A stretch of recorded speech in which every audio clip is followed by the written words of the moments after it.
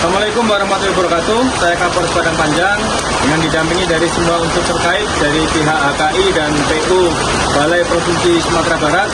Kami menghimbau pada seluruh masyarakat yang melintas di Lembah Anai untuk mengikuti aturan yang akan diberlakukan mulai tanggal 20 Desember 2025, yaitu untuk kendaraan roda 2 dan roda 4 bisa melintas mulai dari pukul 17 sampai pukul 8 pagi hari berikutnya. Dalam rangka untuk mengoptimalkan proses pengerjaan proyek yang ada di Lembah Anai dengan target bahwa nanti di libur Lebaran jalur Lembah Anai dapat dilalui oleh seluruh kendaraan baik roda 2, roda 4 maupun roda 6. Kami mohon maaf pada seluruh masyarakat untuk jalur Lembah Anai sementara masih kita berlakukan sistem buka tutup, jadi tolong dipatuhi aturan. Mengingat kondisi cuaca yang setiap siang, sore maupun malam hujan, kami menghimbau supaya memperhatikan keselamatan dalam melintas di jalur Lembah Anai.